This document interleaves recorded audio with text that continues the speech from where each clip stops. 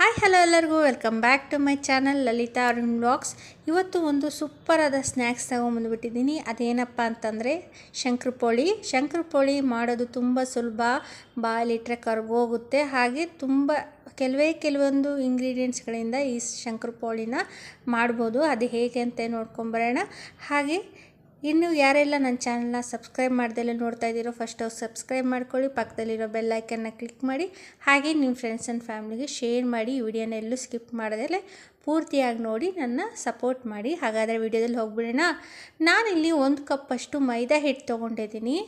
ಹಾಗೆ ಒಂದು 1/4 ಕಪ್ಪಷ್ಟು, ನೀವು ಕಪ್ ತೊಗೊಂಡಿರ್ತೀರಲ್ಲ, 1 ಕಪ್ ಮೈದಾ ಹಿಟ್ಟಿಗೆ 1/4 ಕಪ್ಪಷ್ಟು ಸಕ್ಕರೆ, 1/4 ಕಪ್ಪಷ್ಟು ಹಾಲು ತೊಗೋಬೇಕು.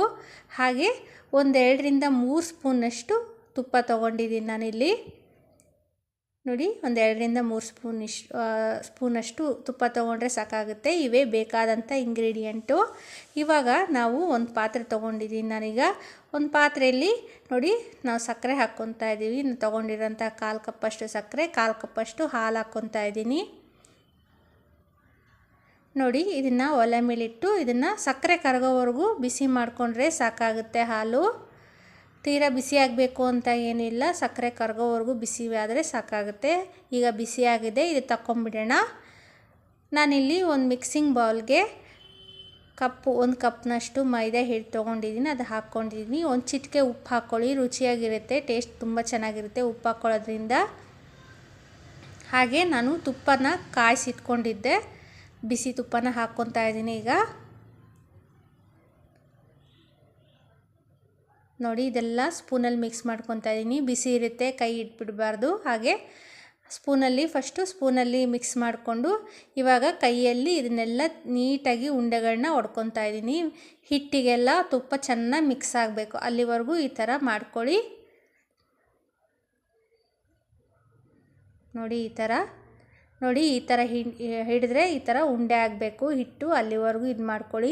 ಇವಾಗ ನಾನು ಕರಗಿಸಿಟ್ಕೊಂಡಿರೋಂಥ ಸಕ್ಕರೆ ಹಾಲು ಇರುತ್ತಲ್ಲ, ಅದನ್ನು ಹಾಕ್ಕೊತಾ ಇದ್ದೀನಿ. ಇದು ತಣ್ಣಗಾದ್ಮೇಲೆ ನೀವು ಹಾಕ್ಕೊಳ್ಳಿ, ಬಿಸಿ ಇದ್ದಾಗ ಹಾಕ್ಕೋಬೇಡಿ. ಇದನ್ನೆಲ್ಲ ಚೆನ್ನಾಗಿ ಮಿಕ್ಸ್ ಮಾಡ್ಕೋಬೇಕು. ಇವಾಗ ಸ್ವಲ್ಪನೇ ಹಾಕ್ಕೊಂಡು ಮಿಕ್ಸ್ ಮಾಡ್ಕೊಳ್ಳಿ ನೋಡಿಕೊಂಡು, ಯಾಕಂದರೆ ಸಕ್ಕರೆ ಹಾಕಿರೋದ್ರಿಂದ ನೀರು ಬಿಟ್ಕೊಂಡ್ಬಿಡುತ್ತೆ. ಹಾಗಾಗಿ ನೋಡಿಕೊಂಡು ಸ್ವಲ್ಪ ಹಾಕ್ಕೊಂಡು ಇದನ್ನು ಮಿಕ್ಸ್ ಮಾಡ್ಕೊತಾ ಇರ್ರಿ.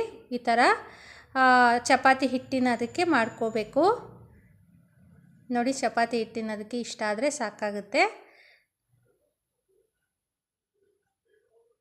ನೋಡಿ, ಇದು ಇಷ್ಟ ಆದರೆ ಸಾಕಾಗುತ್ತೆ. ಇವಾಗ ನಾನು ಇದನ್ನು 2 ಪೋರ್ಷನ್ನ ಮಾಡ್ಕೊತಾ ಇದ್ದೀನಿ. ಫಸ್ಟು ನೋಡಿ, ಇವಾಗ ಒಂದು ಪೋರ್ಷನ್ನ ಉದ್ಕೊತಾ ಇದ್ದೀನಿ. ನೋಡಿ, ಈ ಥರ ಉದ್ಕೋಬೇಕು. ನೋಡಿ, ನಾನು ನಿಮಗೆ ದಪ್ಪ ಕೂಡ ತೋರಿಸ್ಬಿಡ್ತೀನಿ, ಎಷ್ಟು ದಪ್ಪ ಇರಬೇಕು ಅಂತ. ತೀರಾ ತೆಳ್ಳಗೆ ಉದ್ಕೋಬಾರ್ದು. ಇದನ್ನು ತೆಳ್ಳಗೆ ಲಟ್ಟಿಸ್ಕೊಂಡ್ರೆ ಚೆನ್ನಾಗಿರಲ್ಲ, ಸ್ವಲ್ಪ ದಪ್ಪಗೆ ಲಟ್ಟಿಸ್ಕೋಬೇಕು. ನಿಮಗೆ ತೋರಿಸ್ತೀನಿ ನೋಡಿ. ನೋಡಿ, ಇವಾಗ ಆಗಿದೆ. ಈಗ ನಾನು ತೋರಿಸ್ತೀನಿ ಎಷ್ಟು ದಪ್ಪ ಇರಬೇಕು ಅಂತ. ನೋಡಿ, ಇಷ್ಟು ದಪ್ಪ ಇರಬೇಕು. ಇಷ್ಟು ದಪ್ಪ ಇದ್ದರೆ ಚೆನ್ನಾಗಿರುತ್ತೆ. ಇವಾಗ ಒಂದು ಚಾಕು ತಗೊಂಡು ನಿಮಗೆ ಯಾವ ಶೇಪ್ ಬೇಕು ನೋಡಿ ಆ ಶೇಪಲ್ಲಿ ಕಟ್ ಮಾಡ್ಕೊಳ್ಳಿ. ನಾನಿಲ್ಲಿ ಸ್ಕ್ವಯರ್ ಶೇಪಲ್ಲಿ ಕಟ್ ಮಾಡ್ಕೊತಾ ಇದ್ದೀನಿ. ಪಕ್ಕದಲ್ಲಿ ಎಣ್ಣೆ ಕೂಡ ಕಾಯಕ್ಕೆ ಇಟ್ಕೊಂಡಿದ್ದೀನಿ ಆಲ್ರೆಡಿ. ನೋಡಿ ಎಷ್ಟು ದಪ್ಪ, ಇಷ್ಟು ದಪ್ಪ ಇದ್ದರೆ ಸಾಕಾಗುತ್ತೆ. ನಿಮ್ಗೆ ತೋರಿಸ್ತಾ ಇದ್ದೀನಲ್ಲ, ಇಷ್ಟು ದಪ್ಪ ಇದ್ದರೆ ಸಾಕಾಗುತ್ತೆ. ಇದನ್ನೆಲ್ಲ ಒಂದು ಪ್ಲೇಟಿಗೆ ತಗೊಂಬಿಡ್ತಾ ಇದ್ದೀನಿ. ಇವಾಗ ಎಣ್ಣೆ ಕೂಡ ಕಾದಿದೆ. ಇವಾಗ ನಾವು ಒಂದೊಂದಾಗಿ ಎಲ್ಲದನ್ನು ಬಿಟ್ಕೋಬೇಕು.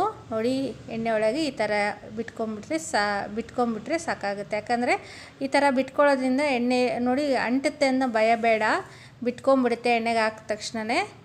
ಈ ಥರ ಒಂದು ಲೋ ಫ್ಲೇಮಲ್ಲೇ ಇಡಬೇಕು ಗ್ಯಾಸ್ನ.